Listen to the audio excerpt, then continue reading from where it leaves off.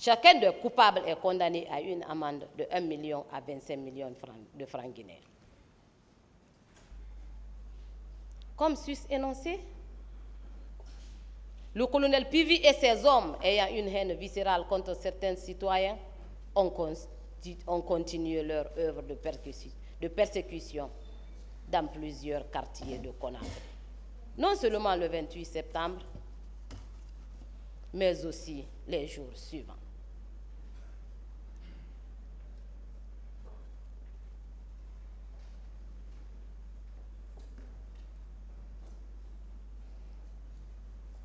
C'est aussi à Koza, Koloma, Bambeto, Anko 5, ainsi qu'au domicile de M. Cellou Dalein Diallo, que le capitaine, le colonel Claude Pivi, faisait du mal aux gens. Il faisait du mal aux gens, Monsieur le Président. Ce monsieur est allé au domicile de Cellou Dalein Diallo. Tout pied est emporté. Même le véhicule de ce dernier n'a pas été épargné.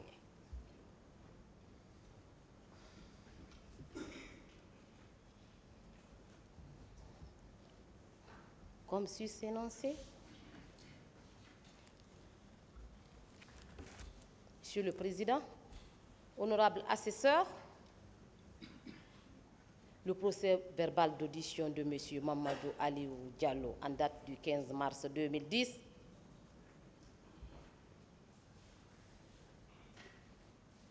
le prouve à suffisance. Dans ce procès verbal, ce dernier déclarait: quand j'ai été appelé que les militaires étaient en train de gâter les boutiques à Koza, immédiatement j'ai pris le chemin pour venir voir mon magasin. J'ai été empêché par la présence des bérets rouges.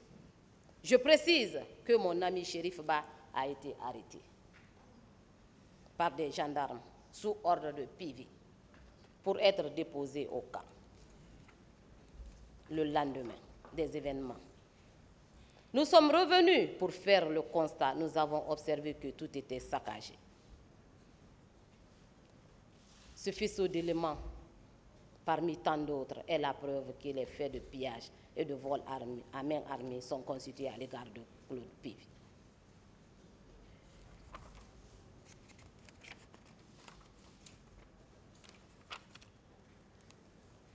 Monsieur le Président, honorable assesseur, sur le cas de colonel Blaise Gomo, cet accusé est poursuivi pour complicité d'assassinat, complicité de viol, complicité de causes et blessures volontaires.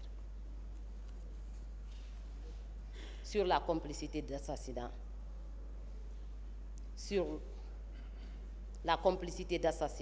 et la détention illégale d'armes par les recrues de Kalia. Il est acquis au débat que le colonel Blaise Gomo était au stade à la tête d'un groupe de gendarmes. Il est également acquis au débat qu'il était fréquent au camp de Kalia pour le rassemblement des recrues. Ce sont ces recrues qui ont sévi au stade. Pour preuve, lui-même a reconnu ici à cette barre qu'il était au stade à la tête d'un groupe de gendarmes. Et M. Mamadi Soumaoro, l'un des témoins, a signé et persisté. L'un des témoins clés même a signé et persisté que le colonel Blaise Gomo était très fréquent au camp. Il participait aux différents rassemblements, que d'ailleurs il était chez lui.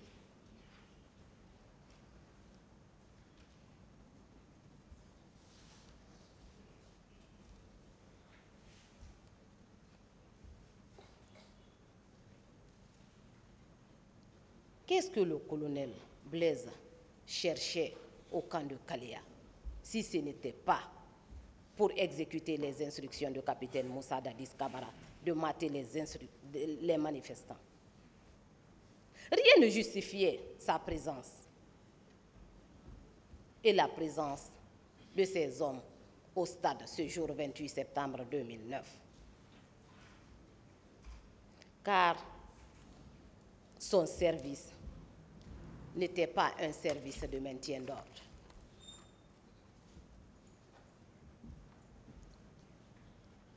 On lui a même posé la question, Monsieur le Président, à cette barre. Si ce jour-là, au stade, il y avait les grands bandits, il a répondu par la négation.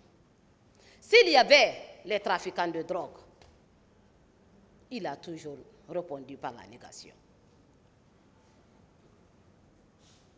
Alors, qu'est-ce qui justifiait sa présence au camp à la tête d'un contingent, si ce n'était de mater, de massacrer les manifestants?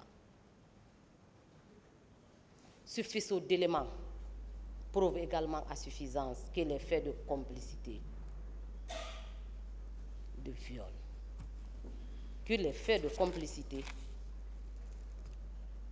d'assassinat, de détention illégale, d'armes par les recrues de Kalea est constitué à son égard. Sur la complicité de viol, quand les assaillants, composés d'hommes habillés et de miliciens, ont lancé l'assaut sur les manifestants au stade, un climat de panique générale a été créé et les hommes ont été récupérés. Et les hommes ont été récupérés au même titre que les femmes.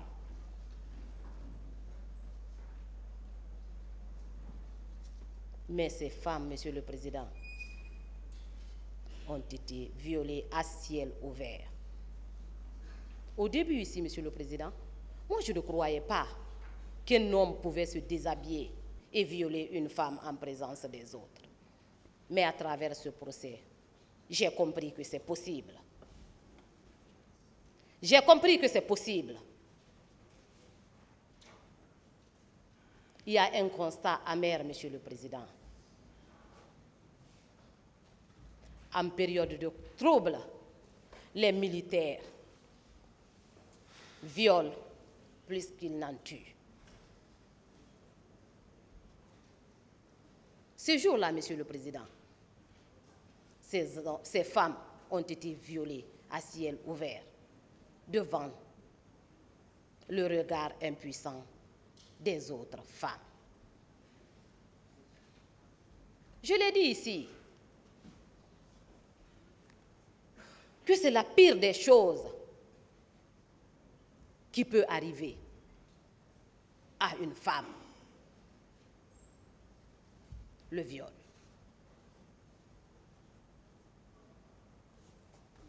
Monsieur le Président, dans cette affaire, cette infraction est soutenue par des certificats médicaux versés au dossier de la procédure. Ce faisceau d'éléments prouve à suffisance que les faits de complicité de viol sont constitués à l'égard de Blaise Gomo. Pour avoir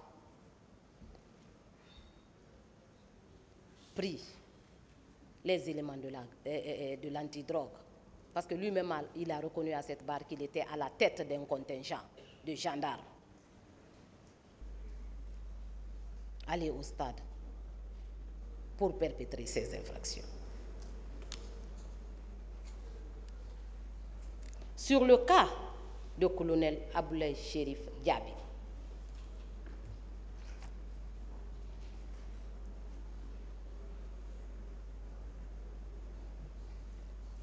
cet accusé est poursuivi pour enlèvement, torture, séquestration et coups et blessures volontaires. Il est acquis au débat que lorsque les blessés graves avaient été admis au service d'urgence de l'hôpital d'Onka, le colonel Aboulaye Chérif Diaby, ministre de la Santé au moment des faits, était venu là-bas avec des militaires.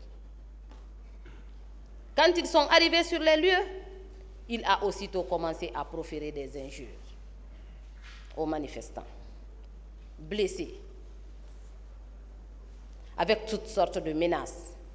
Allant plus loin, sous son ordre, certains blessés graves ont été embarqués dans des camions et d'autres ont reçu des coups de pied, sémant ainsi la terreur au point que certains manifestants